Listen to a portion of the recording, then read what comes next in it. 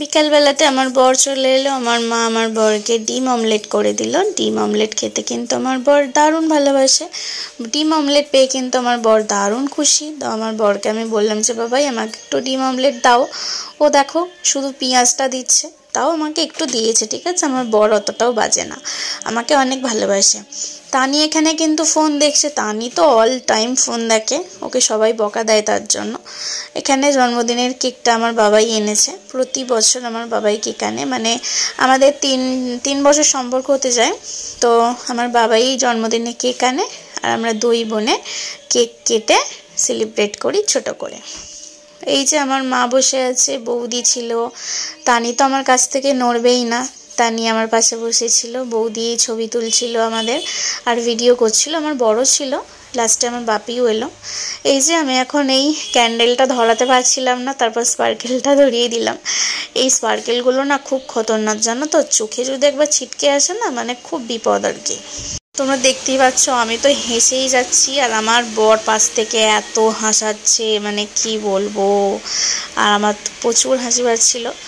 তো এই যে ক্যান্ডেলটা লাস্টে আমি ধরাতে পারলাম। এবারে আমরা আবার কেক কাটবো আর কি, দুজন মিলে।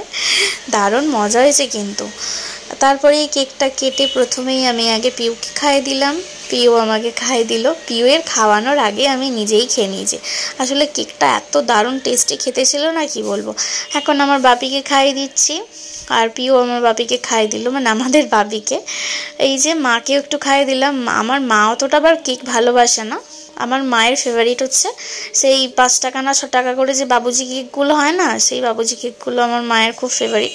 তো আমার বরটাকে একটু খাইয়ে দিলাম, তারপরে রেডি হয়ে গেলাম একদম। তো বাড়ি তো আসতে হবে, মানে আমার শ্বশুর বাড়ি। আজকের দিনটা আমি থেকে যেতাম, জানো তো, কারণ আমাদের তো কালকে বিয়ে বাড়ি, মানে আমাদের মঙ্গলবার বিয়ে বাড়ি। তো আমাকে এও হতে বলেছে, তো একদম সকাল সকাল তো লাগবে, ওই জন্য তাড়াতাড়ি বাড়ি চলে আসতে হলো। তো সবাইকে টাটা করে দিলাম। মায়ের একটু মনটা খারাপ, কিন্তু কিছু করার নেই, আমি তো আবার বুধবার দিন আসবো। মা আমাকে একটু আদর করে দিল, তারপর সবাইকে টাটা করে চলে এলাম আমরা ডোমজুড়ে। এই দোকানটা থেকে আমরা রুটি কিনি।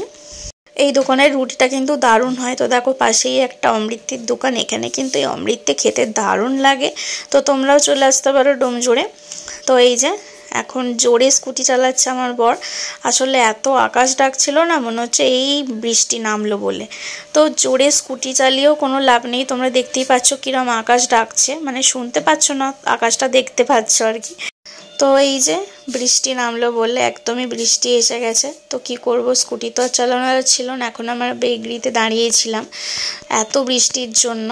তারপর বৃষ্টিতে ভিজে ভিজে চলে এলাম বাড়ি, তাও আবার ধুলো করে, প্রচুর জ্যাম ছিল। এখন একটু ফ্রেশ হয়ে নেব। তো এই যে দুটো চকলেট, একটা আমার বড়মা দিয়েছে, বড়মা সেলিব্রেশনটা দিয়েছে আমাকে একটা, পিউকে একটা, আর আমার বর দুজনকে একটা করে এই মিয়া আমর থেকে যে চকলেটগুলো দিয়েছে।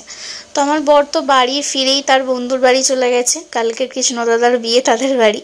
তো এই যে রাতের ডিনারে খেলাম রুটি আর ডিম কষা। আজকের এই মিনি ব্লগটা কেমন লাগলো জানিও।